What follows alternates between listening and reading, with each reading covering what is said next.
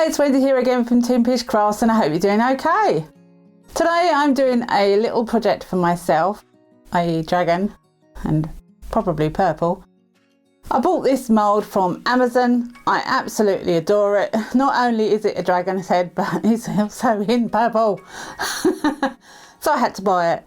And I thought, you know what, I'm just going to dust it and see how it comes out. Yeah, let's see how I get on with this one. First of all, I'm taking a good look at this mould. It's always good to know where everything is in a mould.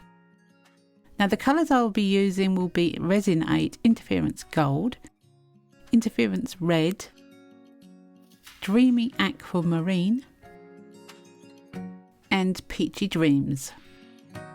I'll be using a little silicone tub, some isopropyl alcohol and cotton buds.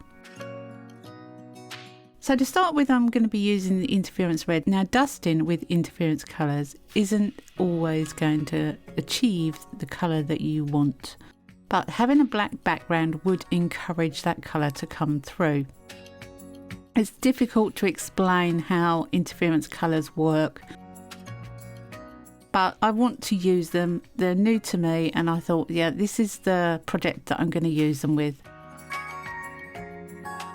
So I've started off by dusting the deeper parts of the mould, and as I go, as usual, every time I've dusted a particular colour, I then go in and clean up the areas that I don't want the dust in.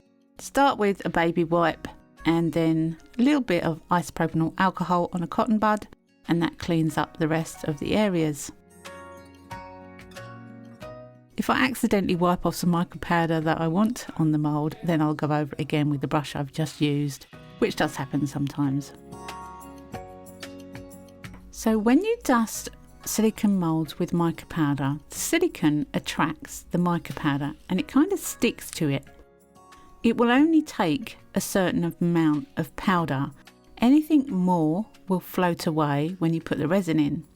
So as long as the silicone has been covered, anything more than that is a waste.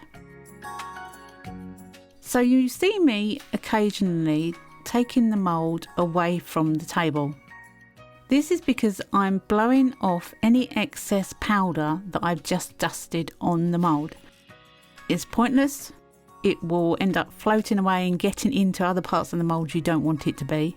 And you really need to blow the excess away so that you can start with the next colour. Now I'm using Dreamy Aquamarine. What a gorgeous colour this is. Blue, kind of green. Well, you can see the colour. It's shiny, it's vibrant, it's a gorgeous colour. I wish I'd used more of this, to be honest with you. This is Talk Over Wendy. In hindsight, I wish I'd put more of this colour in, but I didn't want to overdo it with colour. I wanted subtle hints as well. So again, once I've done the aquamarine colour, then I am cleaning off the mould before I use the next colour.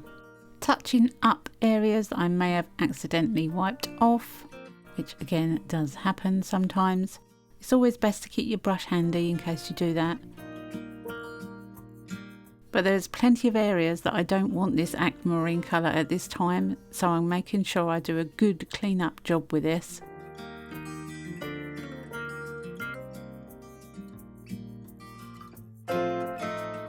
So having a good look at the mould there to see where I'm going to put the next colours. And I'm using Peachy Dreams. What a gorgeous colour this is. Really, really gorgeous pink. Again, clean up process once I've popped in that mica powder where I want it. And there are a lot of details in this mould, so I'm making sure that I put the mica just where I want it.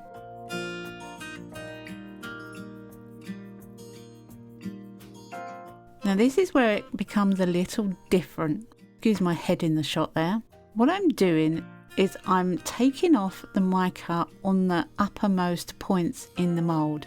I've got a little bit of isopropyl alcohol on the tip of the cotton bud, and I'm just wiping it across the top. And now what that does is that will take off the high parts of the mould and not the low parts. So I then can put another colour, an opposing colour, on those high parts. Oh, I hope you understand what I'm saying there. Try to make sure that your cotton bud isn't too wet. I do wring it out sometimes when I've dipped it in too much of the isopropyl alcohol. Just making sure it's a damp cotton bud, and I'm going to take off the high parts of all the areas I want to put another colour on over the top, which means the colour that you will see on the mould at the moment will be in the forefront, and then you will have another colour behind it. So I've decided to go back to the interference red and put some more of that in the mould. Just a quick dust of a couple of areas that I've decided to use it in, and again a clean up. And now we're going to go on to the Peachy Dreams again, and I've decided to put a little bit more of that in the mould. And when I'm happy with that, a little tiny clean up, and I'm going to use the interference gold. Now with the interference gold, I want this to be the back colour on all the opposing pieces that I've wiped off. So this is going to go over the entire mould, every part of it.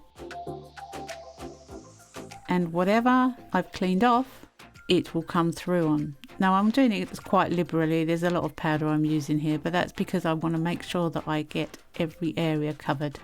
Again, blowing off the excess, clean up around the outside, because mica powder does go everywhere.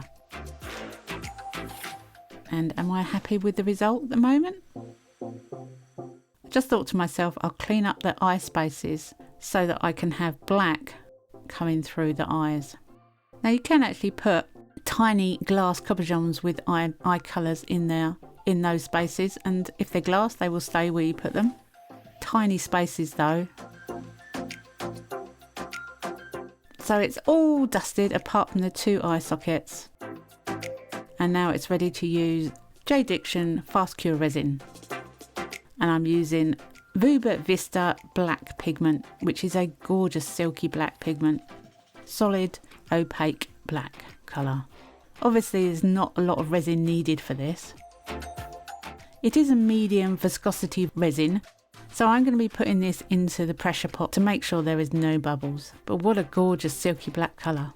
Now I thought I'd better drip some resin into the tiny places in this mould, but there's a lot of little tiny areas I did not want to have bubbles in them. So I'm just making sure with a micro brush that I'm coating everything and there's no trapped air in there. Even though it's going into the pressure pot, if there's bubbles in the mould itself, they might reduce the size of them, but they won't go completely.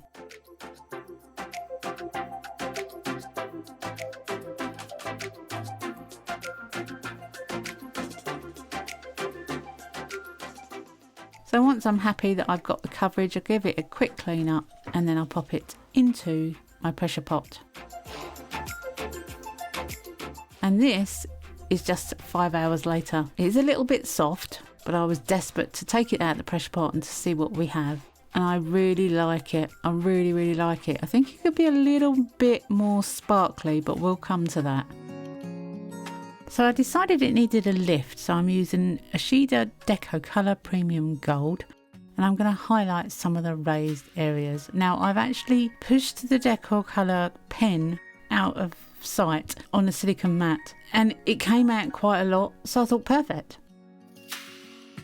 I'll use a paintbrush and I can put in tiny amounts just where I want it. So that's what I'm doing. I'm painting on the Deco Colour Gold with a paintbrush, and I also thought I'll put some markings in his eyes, highlight some little bits, the bit around the edge. Yeah, I had quite a lot of spillage, so I was using it.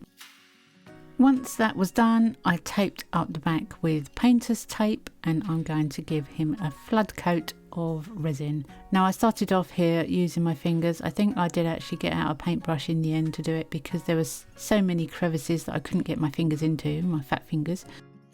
And the plan is just to cover him up so that all the Shida Deco Colour paint stays on and he gets a nice shiny finish. And 24 hours later, he's all shiny and it's time to take off the masking tape. You can see when I take off the masking tape that I did actually cover the back with the same Shida Colour Gold that I used on the front. As I had so much spillage, I used it there. I just thought I'd show you quickly how I create the keychain on this. By using a bent nose pair of pliers and a flat nose pair of pliers, you can twist the split rings really easily. Push them together while you're twisting them back into place and you've got a nice join. And doing exactly the same for the keychain itself. Using the split ring, you push and twist at the same time. To add a little bit more extra to this, I decided to use a tassel on the keychain and a pom-pom. And yes, they're both purple. What a surprise. And I think putting these on really made it. All the links will be down below for everything that I've purchased for this.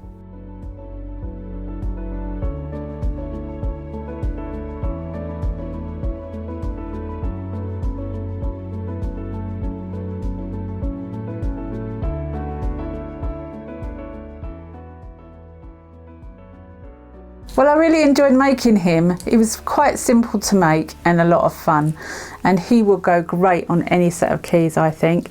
I really like this key ring. I like the pom-pom and I like the dangly bits. Yeah, I think it makes it when you put those three together. If you have any questions or comments, put them in the section below. I always get back to comments. Thanks very much for watching this one. I hope you've enjoyed it.